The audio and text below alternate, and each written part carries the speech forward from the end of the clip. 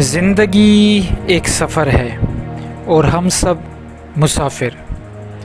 یہ بات ہم سب جانتے ہیں، لیکن تصوف میں زندگی کا جو سفر ہے اس کو دو طریقوں سے بتایا گیا ہے۔ ایک طریقہ ظاہری سفر جو آپ کو نظر آ رہا ہے، ہم پیدا ہوتے ہیں، پھر بچپن، اس کے بعد پھر جوانی کی باتیں، اس کے بعد پھر ایک میچورٹی آتی ہے، اس کے بعد ہم بڑھاپا آتا ہے، انسان مر جاتا ہے۔ تو یہ ایک مسلسل جد و جہد اور سفر میں زندگی گزرتی ہے۔ سب لوگ اس چیز کو بہتر طریقے سے جانتے ہیں کہ زندگی کا جو سفر ہے یہ مسلسل جد و جہد میں گزرتا ہے، اور ہم سب جان رہے ہیں اور اچھی طرح جانتے ہیں۔ اور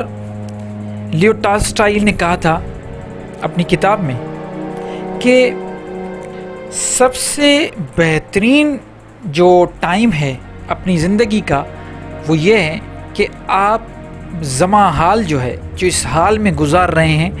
یہی سب سے عمدہ ٹائم ہے۔ تو اس کو جتنا ہو سکے آپ اس کو صحیح طریقے سے گزاریں، خوشی اور سکون سے گزاریں، کیونکہ جو گزر گیا وہ تو ہاتھ میں نہیں ہے، جو آنے والا ہے وہ بھی آپ کے ہاتھ میں نہیں ہے، جو چل رہا ہے یہ آپ کے ہاتھ میں ہے کہ آپ اس کو کس طریقے سے گزارتے ہیں۔ تو زندگی ایک سفر ہے۔ اب یہ سفر دو قسم کے ہیں، ایک آپ کو نظر آ رہا ہے ظاہری سفر، اور ایک وہ سفر ہے باطنی سفر جو آپ کو نظر نہیں آ رہا۔ ظاہر سی بات ہے، اس کا نام ہی باطنی سفر ہے، تو وہ سفر ہمیں نظر نہیں آتا۔ اب نظر نہیں آتا اس پہ ہم الگ سے بات کریں گے، لیکن پہلے ظاہری سفر پہ بات کرتے ہیں کہ اللہ تعالیٰ اس ظاہری سفر کے بارے میں کیا فرماتا ہے۔ دیکھیے، جیسا جو بندہ ہوتا ہے اللہ تعالیٰ فرماتا ہے جیسا آپ کا گمان ہے میں اسی میں آپ کو ملوں گا، جیسا آپ اپنے آپ کو سوچو گے، جیسا بناؤ گے ویسا ہی آپ کو پھل ملے گا، ویسے ہی چیزیں آپ کو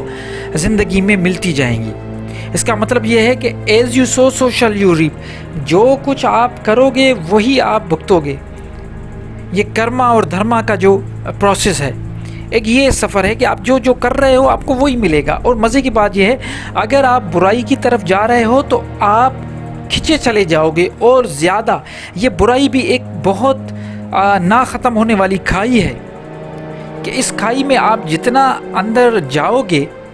آپ اتنا ہی اندر چلتے جاؤ گے۔ اور یہ میں آپ کو بتا دوں، اللہ تعالیٰ فرماتا ہے کہ میں جسے چاہوں ہدایت دوں، جسے چاہوں گمراہ کروں۔ اس کا مطلب یہ نہیں ہے کہ اللہ تعالیٰ آپ کو گمراہ یا اللہ تعالیٰ آپ کو زیادہ ہدایت دے رہا ہے۔ اصل میں اس کی چاہنے پہ تو ہے ہر چیز، لیکن اصل اس کی جو فلسفی وہ یہ ہے کہ جب انسان کوئی برائی کرتا ہے تو پھر وہ کرتا چلا جاتا ہے، پھر اللہ کہتا ہے کہ میں نے اس کے قلب پہ مہر لگ گئی ہے، اس کا قلب جو ہے وہ داغی ہو گیا ہے۔ اور جب آپ کا قلب داغی ہو جائے اور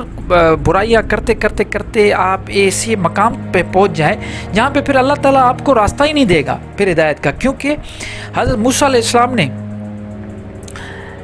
جب اللہ تعالیٰ سے وہ کلام کرتا تھا تو اللہ تعالیٰ سے فرمایا کہ ایسا تو نہیں ہے کہ فرعون نے، یہ بات سننے والی ہے کہ فرعون نے ساری زندگی خود کو خدا بنا کے لوگوں کو پہ حکمرانی کی اور ظلم و ستم کیا بنی اسرائیل پہ، تو ایسا تو نہیں ہوگا کہ یہ آخر میں آ کے توبہ کرے اور یہ جو کچھ اس نے اپنی زندگی میں کیا وہ اس کا معاف ہو جائے۔ تو اس حضرت موسیٰ علیہ السلام نے دعا کی کہ ایسا کبھی نہ اللہ کرنا کہ یہ آخر میں آ کے پھر یہ مسلمان ہو جائے اور یہ جنتی ہو جائے۔ تو یہی ہے کہ جو اپنی زندگی کے زیادہ تر حصے گمراہی میں گزارتا ہے اور وہ گمراہی معاف کرنے والی نہیں ہوتی، تو اور بھی اس کو راستہ مل جاتا ہے، اس کو ڈھیل مل جاتی ہے۔ جیسے آپ نے اب یہ پروف چیز ہے، کیسے آپ ایسے بہت سارے اپنے ارد گرد یا اپنے زمان حال میں آپ یہ دیکھیں کہ ایسے بہت سارے گزرے ہیں اور آج بھی موجود ہیں ایسے ظالم لوگ جن کو آپ کو محسوس ہوگا، آپ دیکھیں گے جب ان کو پڑھیں گے تو ان کو تو چھوٹی سی بیماری بھی نہیں ہوئی، ساری زندگی وہ لوگوں پر ظلم کرتے رہے اور آخر میں مرنا تو ہر کسی کو ہے، غریب کو بھی مرنا ہے اور امیر کو بھی مرنا ہے، ظالم کو بھی مرنا ہے، اور ہر قسم کا جو بھی دل جو نرم دل رکھتا ہے اس کو بھی مرنا ہے، تو وہ بھی مر جاتے ہیں، تو اس کو کچھ نہیں ہوتا۔ لوگوں کے دل میں یہ سوال آ جاتا ہے کہ یہ کیا ہو گیا کہ ایک بندہ جس نے ساری زندگی پوری زندگی لوگوں پہ ظلم و ستم کیے اور آخر میں اس کو کچھ نہیں ہوا، اس کی پوری زندگی عیش اور عیش میں گزر گئی۔ تو یہ وہ سفر تھا جس میں اللہ تعالیٰ اس کو اور بھی اس کھائی میں دھکیل دیتا ہے تاکہ لوگوں کے ساتھ انصاف کیا جائے۔ تو یہ تو اللہ تعالیٰ تو عادل ہے، عدل کرنے والا ہے، تو یہ کیا انصاف ہوا؟ اگر پوری زندگی ایک بندہ ظلم کرتا رہے اور اس کی ایک کوئی بھی توبہ ہے یا ایک کوئی بھی ایسی چیز آ گئی، اللہ تعالیٰ اس کو توبہ کی توفیق ہی نہیں دے گا اور وہ جنت میں چلا گیا، تو یہ تو ناانصافی ہو گئی۔ قیامت کے دن تو ہم یہ سوچیں گے کہ یہ کیا ہو رہا ہے، ایسے لوگ جو ہے وہ جنت میں جا رہے ہیں، اور یہ تو ایسا ہو ہی نہیں سکتا۔ جو ظالم ہے اس کو اللہ تعالیٰ توبہ کی توفیق دیتا ہی نہیں، ٹھیک ہے؟ تو یہ ایک سفر ہے، یہ ظاہری سفر کی میں ٹوٹل جو آپ کو بتا رہا ہوں، یہ زندگی کی ظاہری سفر ہے بالکل۔ اور جو ظاہری سفر میں جو دنیا کے جو چمک دمک کے پیچھے چلتے ہیں، اللہ تعالیٰ اس کو اسی کے پیچھے چلا دیتا ہے۔ جو گاڑیوں کے پیچھے، جو پیسوں کے پیچھے، دولت کے پیچھے، عیش کے پیچھے، عشرت کے پیچھے، عورتوں کے پیچھے، کھانوں کے پیچھے، لباس کے پیچھے، گھومنے پھرنے کے پیچھے، ایسی چیزوں کے پیچھے گھومیں تو اللہ تعالیٰ اس کو اسی چیزوں میں لگا دیتا ہے، یہ اس کا مسافر بن جاتا ہے چمک دمک کا۔ اور ایک ہوتا ہے مسافر باطن کا، جو اپنے اندر میں کا مسافر ہوتا ہے، وہ خدا کو ڈھونڈنے کا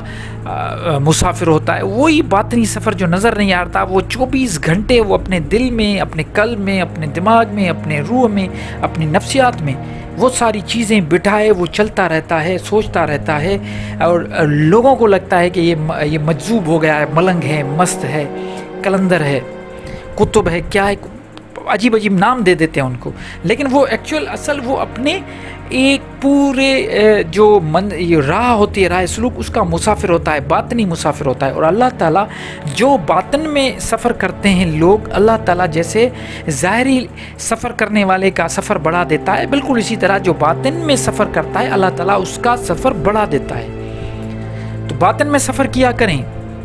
زندگی تو چل رہی ہے، یہ جو کانٹا ہے یہ تو رکنے والا ہی نہیں ہے۔ ہر ایک پل، ہر ایک سیکنڈ، ہر ایک منٹ، ہر ایک گھنٹہ، ہر ایک دن، ہر ایک ہفتہ، ہر ایک مہینہ، ہر ایک سال آپ کو زندگی کو جو ہے وہ ختم ہوتی جا رہی ہے، آپ کو لے کے جا رہا ہے موت کی طرف۔ تو بہتر یہ ہے کہ ہم وہی سفر اختیار کریں، باطن کا سفر اختیار کریں، جس میں جیسے ہی ہم اختیار کریں گے، اپنی تھوڑی کوشش لگائیں گے، پھر اللہ ہمیں توفیق دے گا کہ ہم اور بھی اس سفر کو جاری و ساری کریں۔ اور سفر میں کیا ملے گا؟ سکون ملے گا، اللہ تعالیٰ کا دیدار ملے گا، معرفت ملے گی، عزت ملے گی، سیٹسفیکشن ملے گی، اطمینان ملے گا، اور اس دنیا میں بھی کامیابی ملے گی اور آخر والی دنیا میں بھی انشاءاللہ کامیابی ملے گی۔ میں دعا کرتا ہوں اللہ تعالیٰ ہمیں، آپ کو، مجھے اس باطنی سفر کی توفیق عطا فرمائے، اور اس میں جو بھی تکلیفیں آتی ہیں ان کو جھیلنے کی، اور زیادہ سے زیادہ اللہ تعالیٰ کی طرف سے ہمیں توفیق ملے کہ ہم اللہ کے اس باطنی سفر میں اللہ کی معرفت حاصل کر پائیں۔